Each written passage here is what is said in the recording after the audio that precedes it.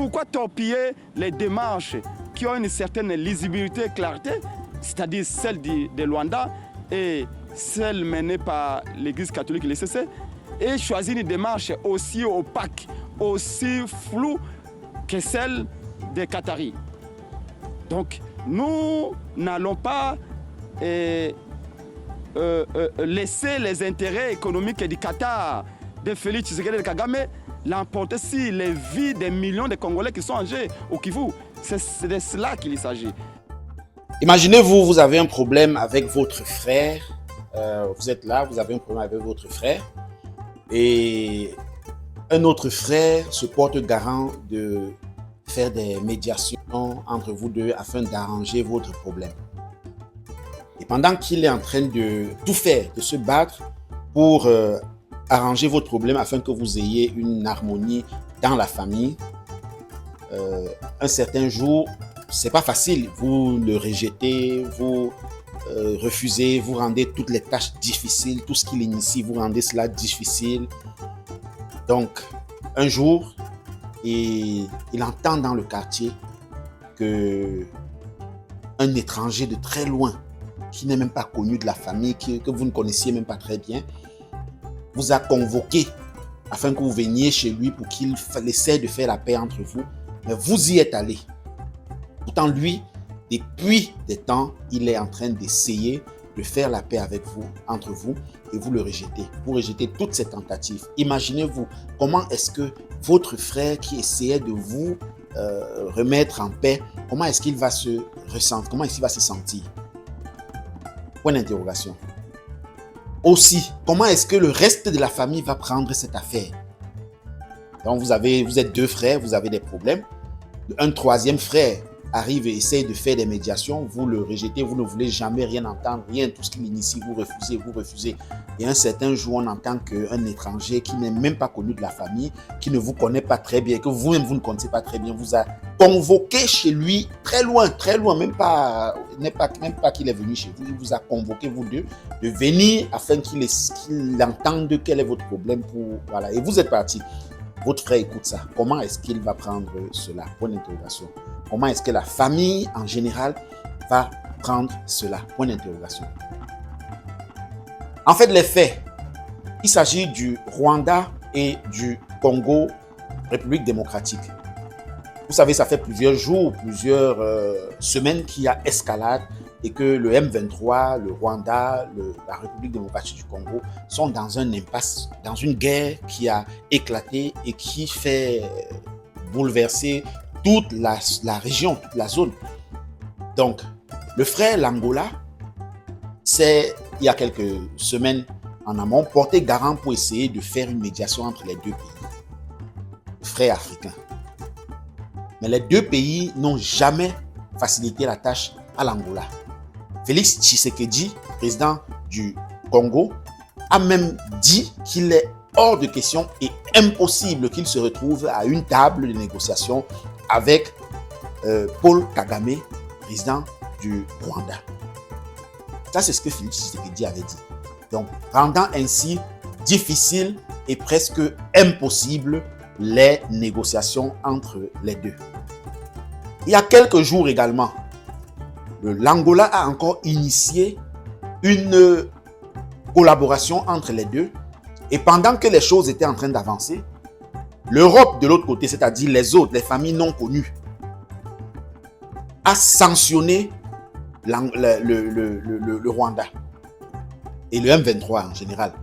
Donc, pendant qu'on était en train de s'apprêter à faire un cessez-le-feu négocié par l'Angola, le M23 a décidé de ne plus rien suivre et en disant que les sanctions infligées par l'Europe ont rendu difficile l'accès aux négociations demandées par l'Angola. Donc, encore un refus. Mais immédiatement, 2 jours après, à la surprise générale, même à la surprise de son propre peuple, c'est-à-dire la République démocratique du Congo, on voit une photo sur les réseaux sociaux émiratis, sur les réseaux sociaux de l'Arabie Saoudite, du Qatar, sur les réseaux sociaux du Qatar, qui mettent en évidence Paul Kagame et Félix Tshisekedi assis de part et d'autre avec l'émir du Qatar souriant comme pour dire accompli. Donc, regardez, posez-vous la question, comment est-ce que l'Angola va se sentir?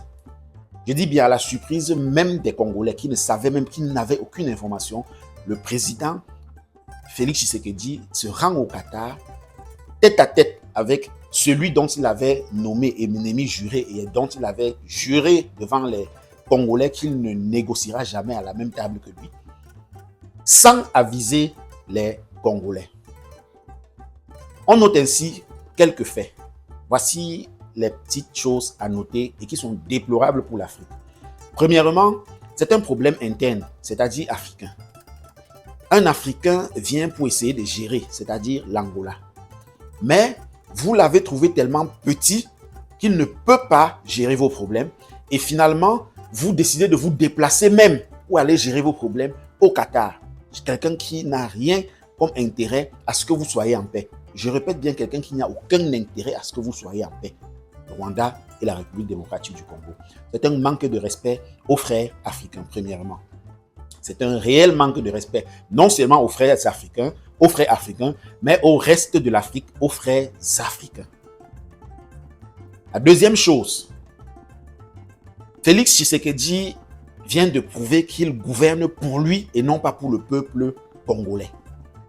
Je ne sais pas pourquoi est-ce que Félix Tshisekedi peut penser qu'il peut se rendre à la table d'une négociation aussi importante pour le Congo sans que les Congolais, à la surprise générale des Congolais, ça demande qu'il y ait une petite communication, au moins à son peuple, qui annonce une éventuelle communication, un voyage. Il s'est même déplacé. Ça veut dire qu'il s'est déplacé sans que les Congolais soient au courant, ce qui est déjà très grave. Un président qui se déplace sans que le pays soit au courant, sans que les habitants du pays soient au courant. Oui, parce que tous les Congolais étaient surpris, comme tout le monde entier d'ailleurs, quand on a vu cette photo postée par l'émir du Qatar sur les réseaux sociaux. Donc, c'est les réseaux sociaux qui apprennent aux Congolais que leur président serait en train de négocier avec, entre griffes, l'ennemi juré du Congo. Je ne dis pas que c'est une belle appellation pour Paul Kagame, mais c'est ce que avait semblé marteler Félix Tshisekedi, finalement. C'est comme ça l'Afrique, et c'est comme ça que nous nous tuons en Afrique, c'est comme ça que nous nous détruisons nous-mêmes, c'est de l'autodestruction, l'autoflagellation. Ce problème aurait pu être résolu par l'Angola, ce qui grandirait l'Afrique et améliorerait les coopérations entre nous, Africains, et montrerait aux yeux du monde que nous sommes unis et nous sommes définitivement un seul. Nous parlons d'un seul nom. Mais le fait que ces deux pays aient simplifié l'Angola et que à la première appel de balle du Qatar, ils se soient déplacés pour aller au Qatar, petite île, petit pays comme ça là. Le Congo, c'est carrément presque un continent devant le Qatar. Le Rwanda, c'est un petit pays. Le Qatar, c'est un minuscule pays. On ne juge pas sur la taille du pays, puisque le Qatar est quand même un pays considérablement influent sur le plan international, sur la scène mondiale. On connaît à quel point. Mais c'est vraiment... Ça rend petit. C'est rapetissant. Je ne sais pas si ça existe en français. De voir ce genre de comportement au XXIe siècle par les Africains, malgré tous les discours dont les panafricanistes passent le temps à faire, malgré tous les discours dont les populations africaines passent le temps à faire, à tenir pour solidifier les liens de l'Afrique. Malgré la CEDEAO, malgré la CEMAC, malgré toutes les coopérations sous-régionales dont nous faisons pour renforcer les liens entre nous, on semble être toujours en train de les diviser. C'est une honte pour l'Afrique de savoir que l'Angola, qui s'est mêlé de ces problèmes pour résoudre à la manière africaine, n'a même pas pu avoir un rendez-vous. Comment est-ce que l'Angola se sentira? Point d'interrogation. Comment est-ce que l'Angola se sentira? Point d'interrogation. Est-ce que l'Angola serait fier de cela? Est-ce que l'Angola pourra désormais collaborer en bon terme avec la République démocratique du Congo? Point d'interrogation. Avec le Rwanda? Point d'interrogation. Est-ce que les autres pays africains verraient ça d'un bon œil? Est-ce qu'il respecterait le Congo ou le Rwanda? Point d'interrogation. Nos présidents, surtout les vieux, l'ancienne classe, continuent de nous surprendre. Mais c'est déplorable et nous espérons que cela pourra changer. Dites-nous ce que vous en pensez en commentaire.